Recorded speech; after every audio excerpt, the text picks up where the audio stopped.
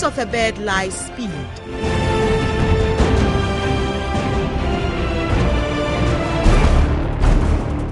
In its eyes lies its vision.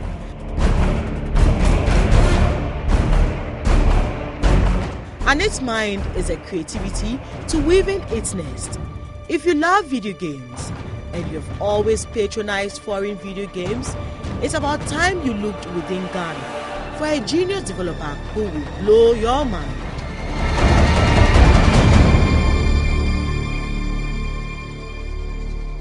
Hard work, creativity and zeal are his watchwords.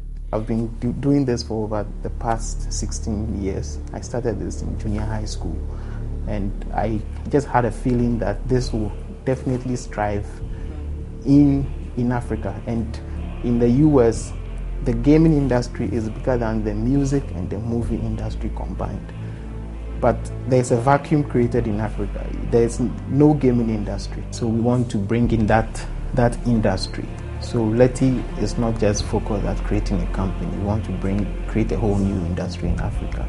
And an industry means we want to affect academia, we want to affect people, we want to affect the business world, and we want to affect greatest of all, the GDP of our country. So we feel that the gaming industry will contribute a large part of our GDP in the next 5 to 10 years. Because that is what drives the Western world. The game industry contributes so much. In Finland alone, that has also risen to a point where the gaming industry employs 30% more than any traditional company. And in gaming, there is so much employment, right? It brings everyone together. It brings every skill set together. It brings reporters together, because this dialogue, we can put it in a game, and you may have to make a voice insert for us, and we put it in the game. It brings mathematicians together. It brings physics and all that. So when you make a game, you are able to specialize with all your skill set. That's where you see that when a plane is flying, it's actually true. The calculations that you are using, you can simulate it in a game. His products are targeted towards changing the world and giving Africa a strong voice in the game world.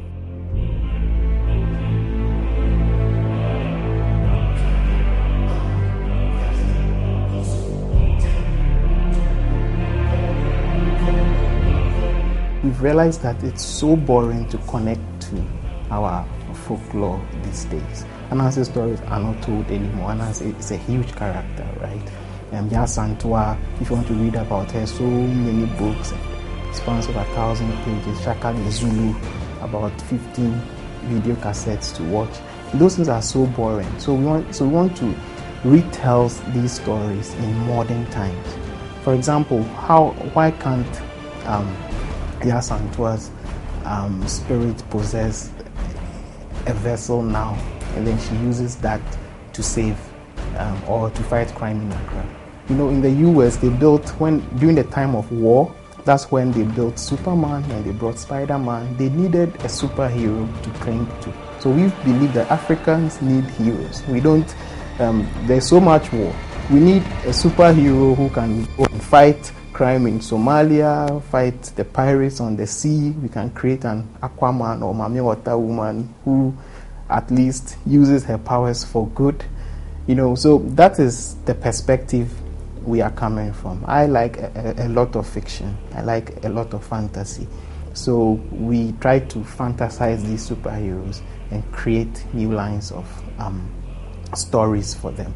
It wouldn't necessarily be the story of the historic time, but then an alteration. There's still a background of that character, so you can still know something about that character, but we can fantasize it in this world and create a lot of stories from them. Iram Taria says his dream of transforming the world through video games is targeted towards building a whole industry.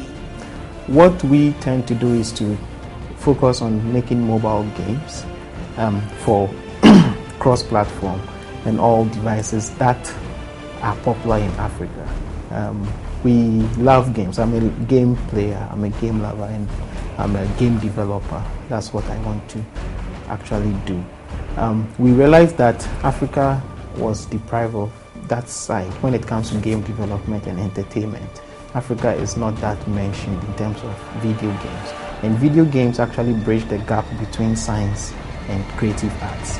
And there are a lot of people who do science, they don't know where to specialize or what to do. People who do arts end up in the graphic industry trying to make posters, and they waste all their talents.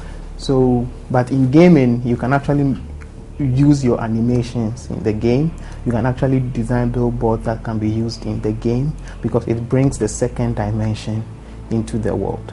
So that's the focus of Leti, to bring these two worlds together so that we create value for Africans and actually create value for our natives who school and do science and maths, physics, and then people who do arts, sound, so that when it comes together they can use it for game development. Yeah. 30-year-old Iram is obsessed with games. His obsession is what has pushed him to this point. When I was very young, I'm a guy who wanted to be so many things. When I was in class 1, I wanted to be an astronaut. And in class 3, it changed into the greatest inventor. In class 5, it became like whatever. You know, I fantasize a lot. And I grew up on KNUSC campus. I was born on campus, actually. So my dad also fostered a lot of things. He's also imaginative. He was an art lecturer. So he actually allowed me to explore my world. And the world of fantasies just came to me. He bought me a lot of comics, a lot of video games. I also saw my geeky cousins then. My cousins were geeks then. One particular cousin was my mentor, or is my mentor, Lipe. He was a god in computers. So class 5, he used to play games, Prince of Persia. So I used to dream about these things. So the first time that a computer came into our home, I had to force my dad to even buy that computer. I arranged for the computer to come and I forced him to buy it. Luckily, my dad was open. He just allowed me to do anything I wanted. My mom was the opposite. She is very domestic, my dad.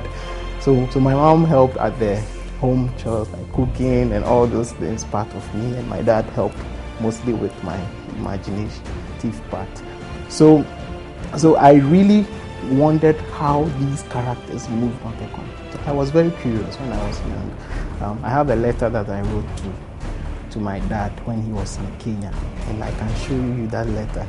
He brought it out just 2 weeks ago to show me, and you can read it and see how I was. As soon as you finish reading, you realize what I was. Very, very curious. So in JSS, this was the only thing. I was inventing so much things. I was making robots, I was making remote cars in primary school, all those things. So in JSS, we did a radio transmitter. I was the head of the science club in JSS. So we were building so much gadgets. And this was also my passion, games.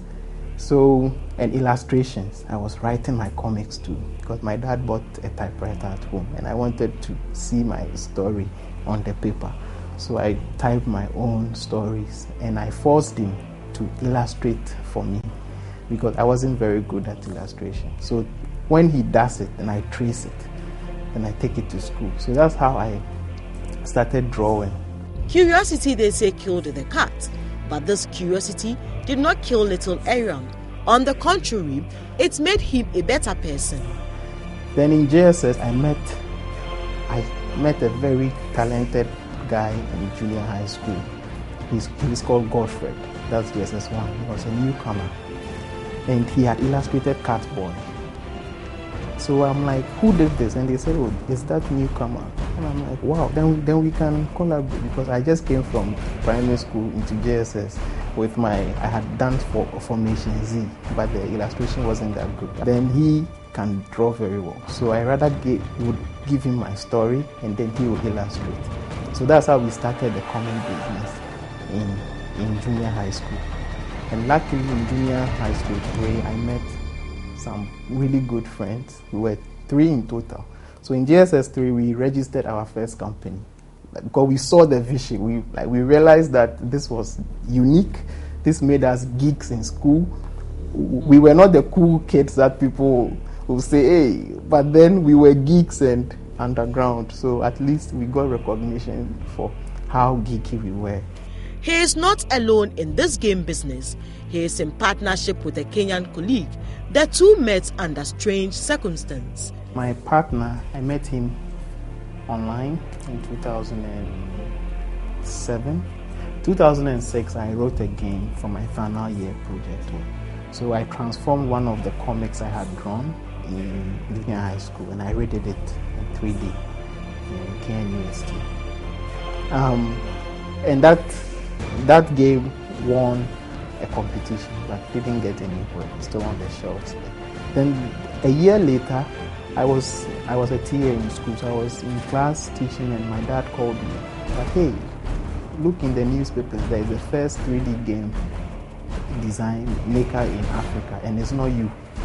That was interesting. So I'm like, So I went to buy the graphic. When I opened, it was Ghanaian Times. I opened it, and they said first 3D game made in Africa, and it was one Wesley Kirini, a Kenyan, who has designed it, a 23-year-old. So I'm like, I was the first one who made a game, but they didn't publish it in the newspapers. So I went to get him online, catch him online, and I wrote a very nasty blog. I'm like, hey, you should research very well before you conclude you are the only one making games in Africa. So he got back to me. He was very calm. He's like, oh, I'm sorry, I didn't know you had also made a game. And so that's how we met, virtually online, and it's a miracle we are all we are working close together now in one company. But we met in 2007, and together we kept making games virtually. Just like any big idea, it begins little. Irams says his passion to make a mark in the game world helped to surmount obstacles that could have easily discouraged him. It's been tough climbing through with this gaming ambition. Tell us how tough.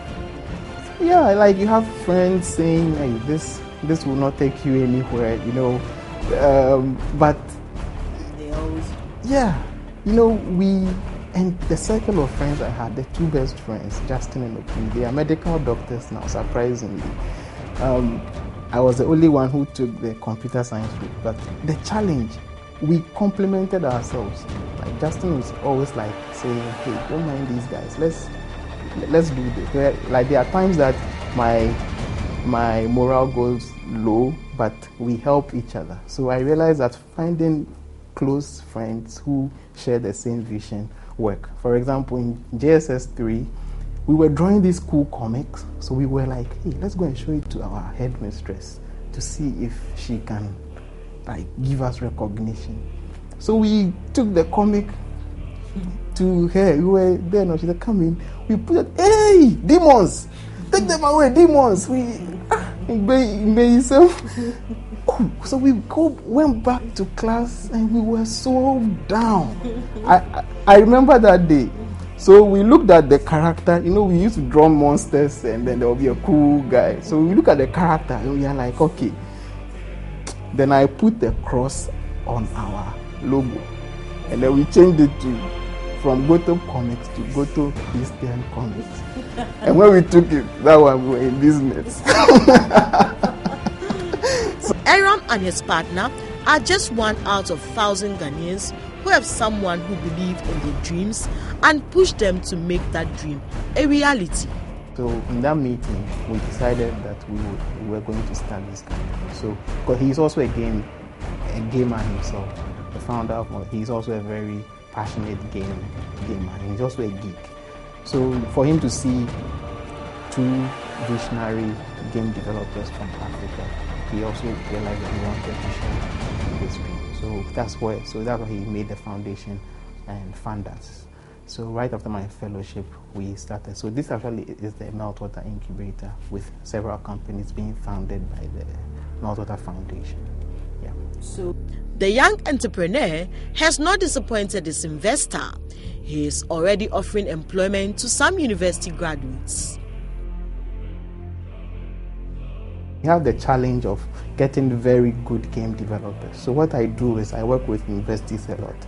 I work with interns. I take third year, final year students, and I encourage them to do game related projects. Right? So I teach them game development.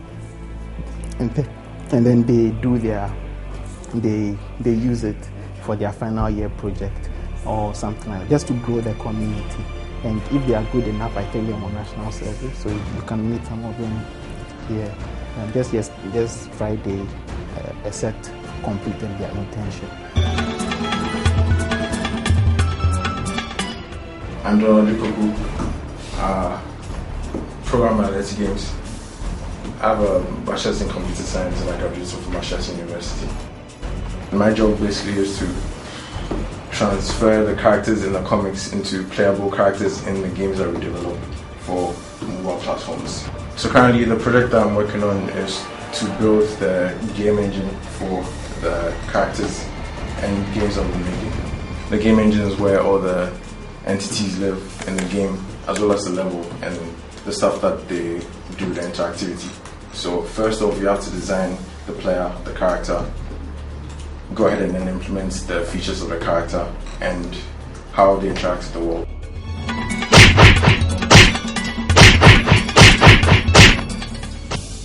I'm Daniel Ajay Anon. I'm the lead illustrator at Leti Games, and we are working on comics and games as well.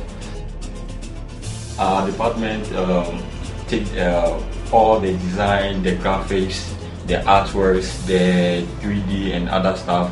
We do everything here. As the lead illustrator and the creative director, so I have to bring up the concept, the design that fits the game, or let's say the comic. I have to do the freehand illustration that I'll need ink and pencil and other stuff. Transfer those works into the scanner that will be transferred later onto the computer, where I'll be doing all the digital coloring into Photoshop. So after that, we transfer them to programmers to add their parts.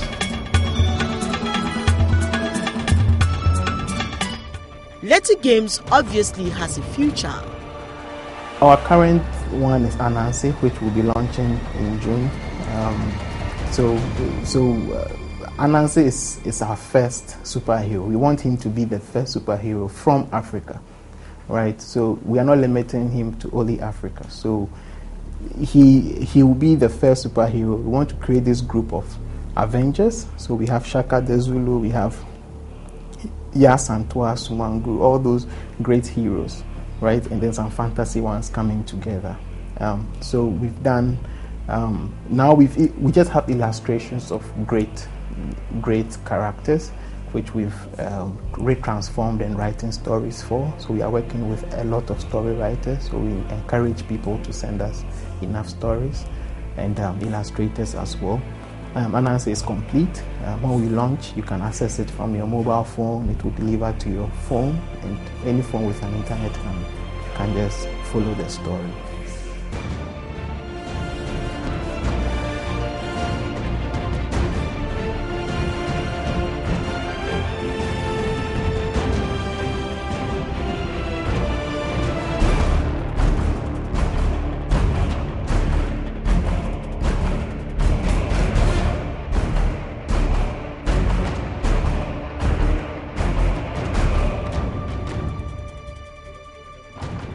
The experience, actually, because it's our passion, it's been fun trying to see this happen. But it's not been easy. It's been very difficult in terms of like keeping a company running and like paying the bills and actually paying people and keeping it growing. But yeah, those are challenges that every business faces. But since we are in the gaming space, for us it's been fun because it's a very unique field. So the least thing that we do, we get international publications.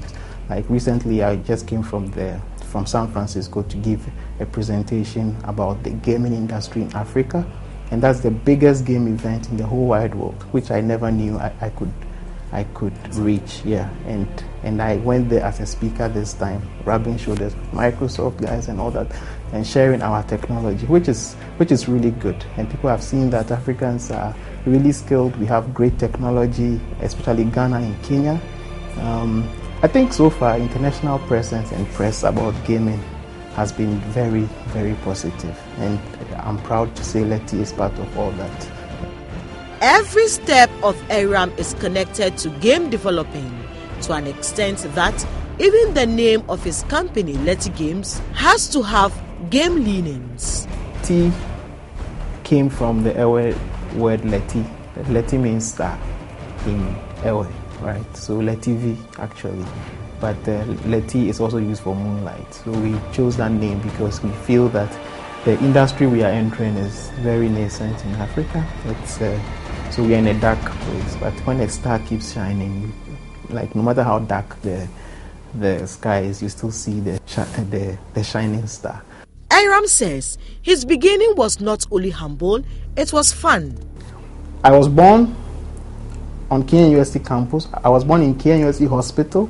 I went to KNUST nursery school. My mom taught me. My mom is a nursery school teacher, so she virtually taught all of us. I'm the last born of four kids. So the first is a girl, Jijom, Aseye is a guy, Elon is a guy, and me. So I'm the last born, and I came quite late in '83. Then I went to KNUST Primary, JSS, and I went to Maoli School in the Volta region because my dad was like, hey, you are not an Ashanti, you have to go and know your roots. So he took me to Maoli School. So that's where, and I read science. Then after that, I came back to KNUST. That was my home. So I did computer science in KNUST. I was a teaching assistant in KNUST, and then I moved to Accra to Meltwater. I've done a lot of things, right from class 1. I've done so much, and in JSS 3, we formed our first company called Topsoft with my 3 best friends, Justin, Opuni, and we were minors, so we had to convince his elder brother to go and put his name on the registration form for us as a grown-up. Then Topsoft ran for a while, and then we branched into radio station applications and TV stations. So we changed the name. We partnered with one mentor called Albert, and we formed Blacksoft. So Blacksoft was focused at making radio station applications. So we did Top Studio. I think TTFM is still using Top Studio. So we did very huge radio station management applications that did automation. Like anything interesting, I get myself involved. Then we did Black DJ. Black DJ is the most complex application I've written personally, even more difficult than games. My siblings are not geeks. I'm the only geek here, but my cousins have geeks in them. So what are your siblings into? Yeah, my sister is she's in the UK. She did education, so she's teaching there, and she does her cakes. She does cake and all that alongside. Yeah, okay, like a lecturer by profession, but does the cake stuff as a hobby. Then my brother is a lecturer at Wa Polytechnic. He's actually the head of department of the art. He's a sculptor. He carves stones, so he did stone carving. And then the one before me is in Australia. So he is the one into IT, but mostly networking. So he does networking, yeah. And then I'm here doing my geeky. Though he has a copyright for his works, he is not confident in the strength of the copyright in Ghana. In the creative world, you can't actually patent a design or something like in this part of the world, but we've copyrighted all all our characters, which is a good thing and obvious thing to do. Did you go through any stress in trying to get the thing is, copyright society here is very dormant. I don't even know if that thing holds. So it's very, very. There's something we have to do about it, right? It pushes the fact that what is keeping us here. My partner is Kenyan, right? In Kenya seems to be moving faster than Ghana.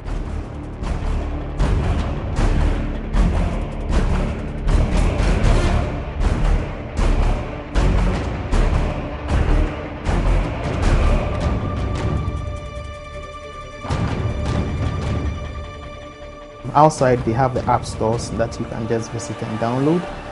So in Ghana, app stores are increasing gradually.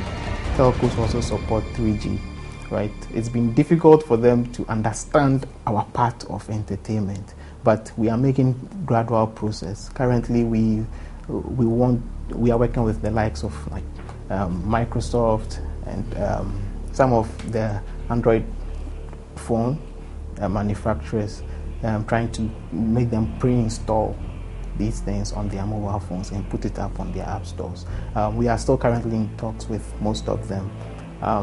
So I think by the time we launch in June, you can access all these things from a lot of phones if these partnerships go through.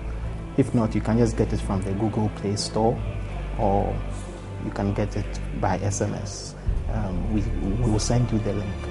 Yeah, so we work with mobile content.